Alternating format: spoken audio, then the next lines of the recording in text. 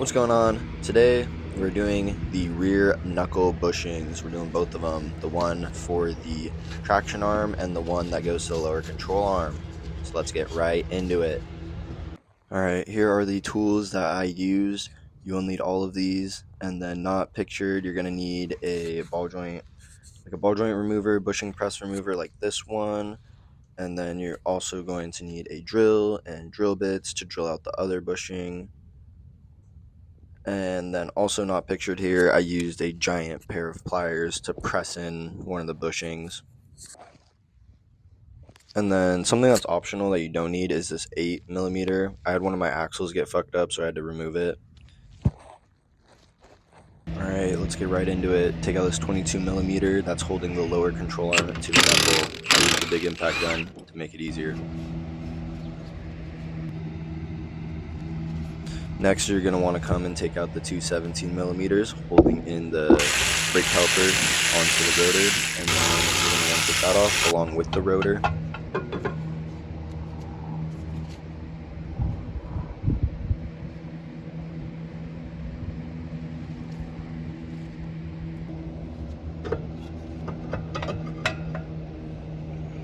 Next, we're taking out the tow arm. Mine is a 19 for the aftermarket Megan one. So just pop that off and then use either thread it back on and tap it with a hammer, or use a ball joint separator to remove it.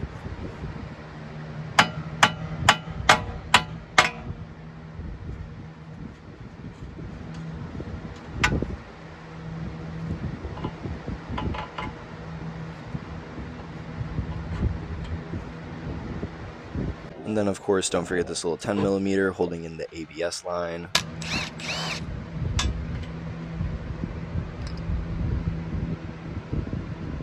After that, we're going to take out a couple 10s holding in the e-brake cable, and then there's two 14s holding in this little cross member thing right here. We're going to go ahead and remove that as well.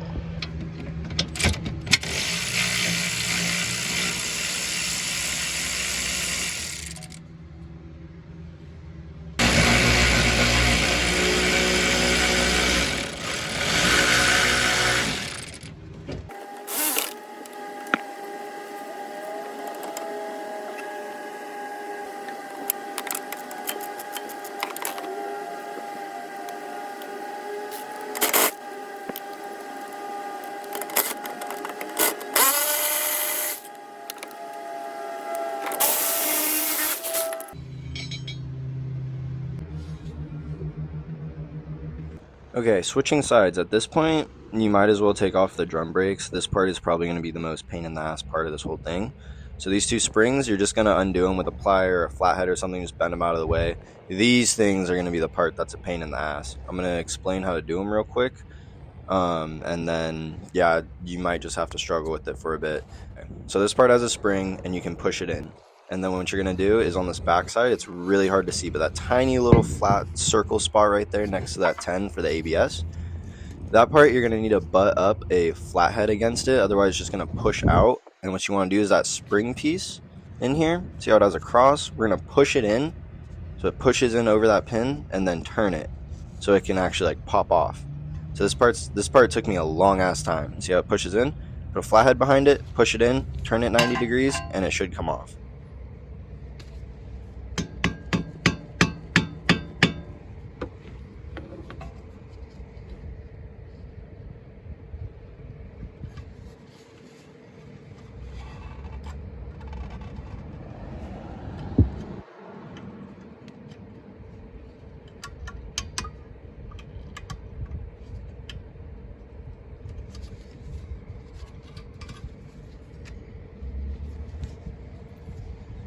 And then after you get both of them off is when you'll be able to actually pull the shoes out. So the shoes are going to come out into these two pieces with the selector, with the like e-brake adjuster at the bottom. There's a piece at the bottom that'll hold them together. So they'll come out like that with the e-brake adjuster. And then that top part will also come out with it. But at this point, you're ready to take off the e-brake cable. It's cabled in there, kind of like a throttle cable, and then it's got a couple 10mm holding it. So remove those 10mm, and then you can essentially take it off like a throttle cable. It does have a little collar on it that I pulled back with pliers to actually pull it out. You'll see.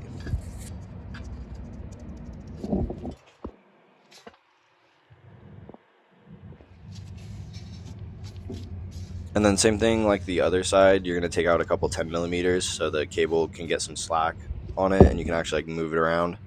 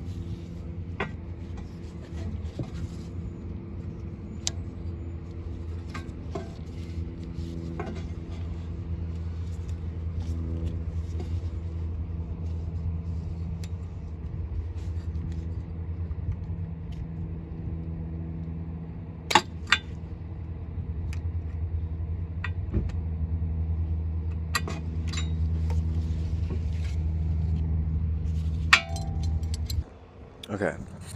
Now we can, at this point, you can take out the one for the traction arm, nut and bolt holding it, and on this side I haven't taken the lower control arm to knuckle out yet, but both of those can get removed now. And then next you can take out the upper control arm, not from the hub, you can just unbolt it, so you don't have to pop out the ball joint for it.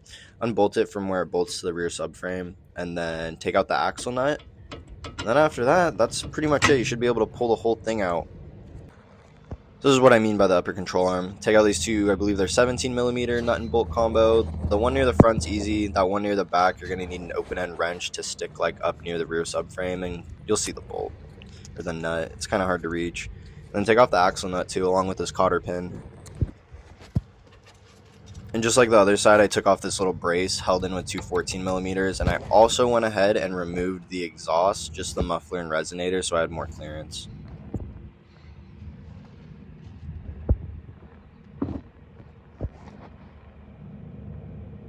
At this point, I have also popped off the 32mm axle nut using a big impact gun and a lot of PB blaster.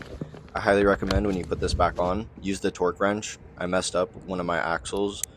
You'll see in a clip, I messed up my driver's side one. Here's that last little nut and bolt for the upper control arm. You can see this is like the rear sway bar, that red piece. So you're going to need to stick an open end wrench up in there to get to it. Remove those, toe arm, traction arm, lower control arm, and then that is it.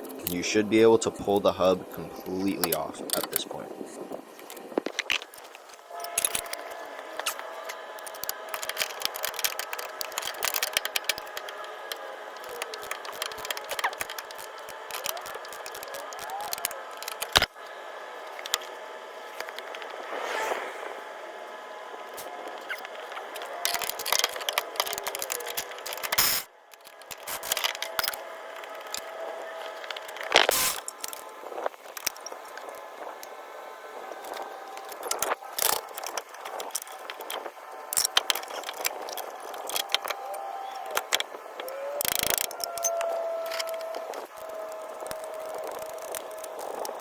One thing I forgot to mention is the axle might get stuck in the hub. I use this like pulley presser tool to essentially just push it out, spray hella PB blaster in there, so there's like little risk to damage anything, but I had no issues doing this and to remove an axle. I've done this a couple times.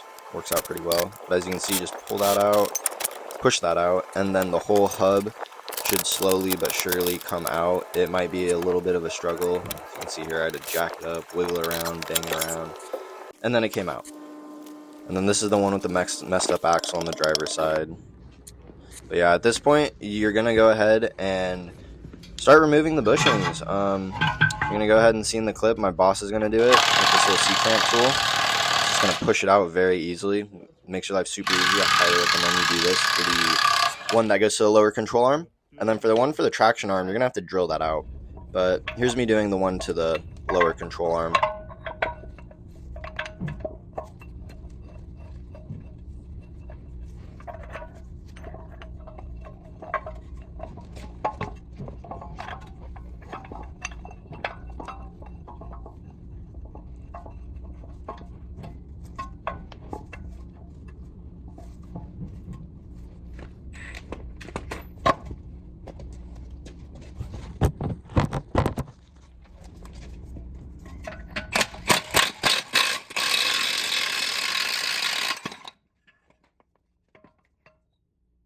And now for the one for the traction arm, you're just going to have to drill and drill and drill until this rubber piece falls out.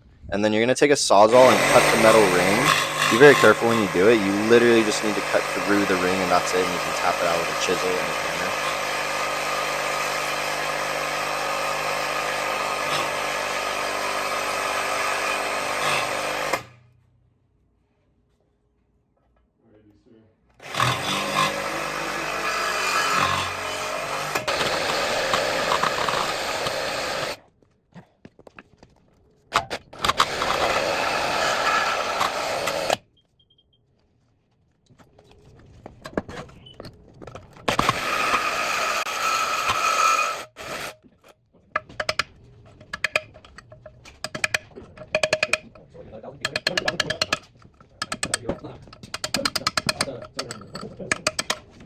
So this is my old bushing, pretty clapped. At this point, you're good to put in the new bushings. I just did the reverse to put in this one where the LCA goes to. But for this rubber one, yeah, I have those ones pressed in. I'm gonna show you how to do this one. All right, for this rubber one, you see you got these two rubber pieces and this metal cylinder that goes in between them. Clean out where the bushing's gonna go really good. Just wire brush it out. Get some of that crap out of there.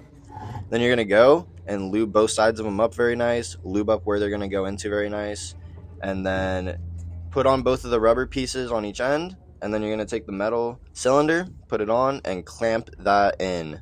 That's what you're gonna see me do next. It took me a minute, might take you a minute, but that's how you do it.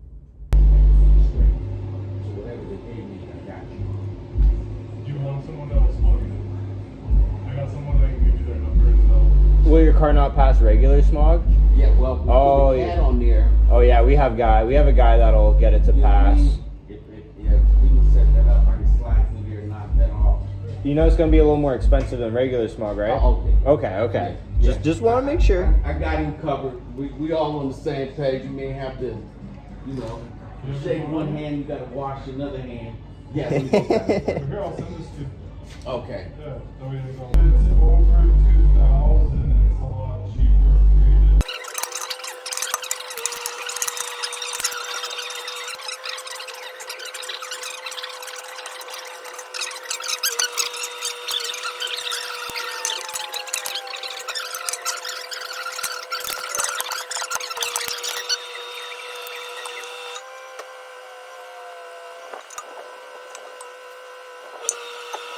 Okay, next we have the spherical bearing bushing. So it's going to come with these two pieces for the bolt to go through, and then this is the actual bushing itself. So we're going to take the bushing itself. It comes with this stuff to lock. I can't remember what it's called, cylinder locker, cylinder sealant. It essentially locks it in. It's going to make it so it stays in there even after you press it. Now there's technically two ways you can do this. You can do the reverse of how you put it in with the tool and press it in like that with an impact gun, which risks damaging the bushing. Or you can use a bushing press, a hydraulic press, and actually press it in there. This way worked out fine for me. I did notice a teeny little scuff on the bushing, but other than that, it seemed to work great. So I just went ahead and did this way instead of trying to put it on a press. And then at this point, you're good. That's both the bushings in. You can go ahead and reinstall, reverse order of how you did this. You can go back and watch the drum brake part if you struggle with that, but yeah, that's it.